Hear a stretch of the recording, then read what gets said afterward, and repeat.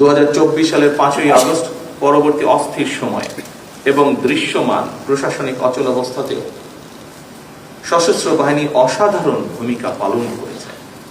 এমনকি অন্তর্বর্তীকালীন সরকারের পুরো সময়টিতে আইন শৃঙ্খলা রক্ষা থেকে শুরু করে দেশের শিল্প অঞ্চল, নগর বন্দর এবং স্থবির হয়ে পড়া অর্থনীতির চাকা সচল রাখার ক্ষেত্রেও সশস্ত্র বাহিনীর ভূমিকা ছিল ইতিবাচক।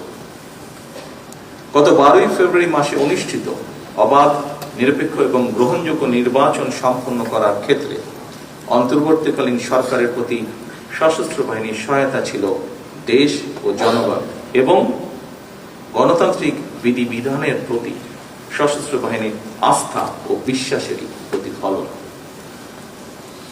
উপস্থিত অফিসার্স এবং সৈনিকবৃন্দ, দীর্ঘ 18 বছর পর গত 26শে মার্চ নির্বাচন পরবর্তী গণতান্ত্রিক বাংলাদেশের 55তম স্বাধীনতা এবং জাতীয় দিবসে সাড়ম্বরে অনুষ্ঠিত হল রাষ্ট্রীয় কুচকাওয়াজ। অত্যন্ত সুশৃঙ্খল, পরিপাটি ও নজর কাড়া প্যারেড এবং প্রদর্শনীর জন্য আমি আপনাদেরকে বিশেষভাবে ধন্যবাদ জানাতে চাই। শৃঙ্খলা ও পেশাদারিত্বের এই অনন্য বহিঃপ্রকাশ কেবল সশস্ত্র বাহিনীর গৌরবে বৃদ্ধি করেনি, বরং দেশবাসীর সামনে দেশপ্রেমে উজ্জীবিত সুসংগঠিত সশস্ত্র বাহিনীর সাহসী প্রতিচ্ছবি তুলে ধরেছে, যা দেশবাসীকে করেছে গর্বিত।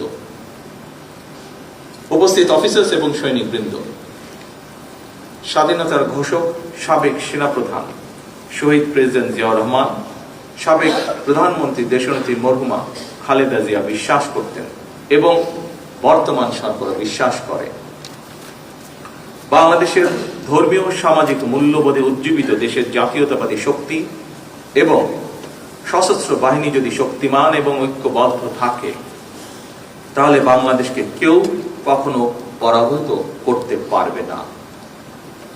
সশস্ত্র বাহিনীর আধুনিকায়নে স্বাধীনতার ঘোষক শহীদ রাষ্ট্রপতি জিয়াউর রহমান কিংবা সাবেক প্রধানমন্ত্রী ভূমিকা, দেশনেত্রী খালেদা জিয়ার ভূমিকা এবং গৃহীত পদক্ষেপ সম্পর্কে আপনারা সবাই কম বেশি অবগত আছেন। স্বাধীনতা পরবর্তী বাংলাদেশের বিশেষ করে সেনাবাহিনীর চরম অস্থিরতা, বিশৃঙ্খলা এবং চেইন অফ কমান্ডের চরম অবনতিতে সাবেক সেনাপ্রধান শহীদ জিয়াউর রহমানের দৃঢ় নেতৃত্বে সশস্ত্র বাহিনীকে পুনর্গঠিত করা হয়, সশস্ত্র বাহিনীতে শৃঙ্খলা পুনঃপ্রতিষ্ঠিত করা হয়। সেনাবাহিনী পুনর্গঠনের অংশ হিসাবে ভূ রাজনৈতিক বাস্তবতা বিবেচনায় শহীদ প্রেসিডেন্ট জিয়াউর রহমান পৃথক 5টি পদাতিক ব্রিগেডকে রূপান্তর করে 5টি পূর্ণাঙ্গ পদাতিক ডিভিশন গঠন করেন। পরবর্তীতে 6ষ্ঠ ডিভিশনের ভিত্তি স্থাপন করেন। তারই পরিকল্পনায় বাংলাদেশ সেনাবাহিনীকে ব্রিগেড কাঠামো থেকে ডিভিশনাল কাঠামোতে উন্নীত করা হয়। একটি স্বাধীন রাষ্ট্রের জন্য জাতীয় প্রতিরক্ষা নীতি অপরিহার্য। এই বাস্তবতা উপলব্ধি করে শহীদ জিয়াউর রহমান আভ্যন্তরীণ স্থিতিশীলতা ও বৈদেশিক ভারসাম্যের মধ্যে সেতুবন্ধন তৈরির লক্ষ্যে প্রথমবারের মতো সুনির্দিষ্টভাবে দেশের প্রতিরক্ষা নীতি প্রণয়ন করেন। যুদ্ধকালীন সময় 1971 সালে 21শে নভেম্বর সমন্বিত আক্রমণকে তিনি বাংলাদেশের প্রথম যৌথ যুদ্ধের মডেল হিসেবে স্বীকৃতি দিয়ে আধুনিক রণকৌশলের ভিত্তি মজবুত করেছিলেন। তিনি সশস্ত্র বাহিনীকে কেবল একটি সামরিক শক্তি হিসেবেই দেখেননি, বরং একে নৈতিক শক্তি এবং জনগণের প্রতি ভালোবাসার এক অনন্য মাত্রায় উন্নীত করেছিলেন। সামরিক শিক্ষা ও প্রাতিষ্ঠানিক উন্নয়নে শহীদ জিয়ার অবদান অনন্য। তারই হাত ধরেই 1977 সালে প্রতিষ্ঠিত হয় defence service command and staff college. এছাড়া উন্নত সামরিক প্রশিক্ষণের জন্য স্কুল অফ ইনফেন্ট্রি অ্যান্ড ট্যাকটিক্সকে সিলেটে স্থানান্তর এবং আধুনিকায়ন করা হয়। পাশাপাশি তিনি প্রতিরক্ষা শিল্পের বিকাশ এবং গোয়েন্দা কাঠামোর পুনর্গঠন করেন। নৌবাহিনী সক্ষমতা বৃদ্ধির জন্য তিনি 1978 সালে যুক্তরাজ্য হতে অ্যান্টি এয়ারক্রাফট সক্ষমতা সম্পন্ন ফ্রিগেট বাংলাদেশ নৌবাহিনী জাহাজ আলী হায়দার এবং 1980 সালে 4টি পেট্রোল ক্রাফট অন্তর্ভুক্ত করেন। আন্তর্জাতিক অঙ্গনেও তার দূরদর্শী পদক্ষেপের ফলে 1981 সালে কুয়েতে প্রথম বৈদেশিক মিশনের মাধ্যমে আন্তর্জাতিক অঙ্গনে বাংলাদেশ সশস্ত্র বাহিনীর কার্যক্রমের সূচনা ঘটে, যা আজ বিশ্বব্যাপী স্বীকৃত।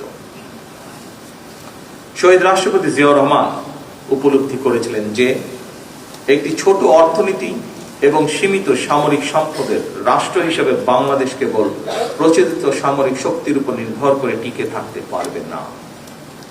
তাই তিনি প্রতিরক্ষা প্রস্তুতির অংশ হিসেবে টোটাল পিপলস ওয়ার বা সর্বাত্মক গণযুদ্ধের ধারণা সামনে আনেন, যার মূল দর্শন ছিল রাষ্ট্রের প্রতিরক্ষা কেবল সশস্ত্র বাহিনীর দায়িত্ব নয়, বরং এটি গোটা জাতির সম্মিলিত দায়।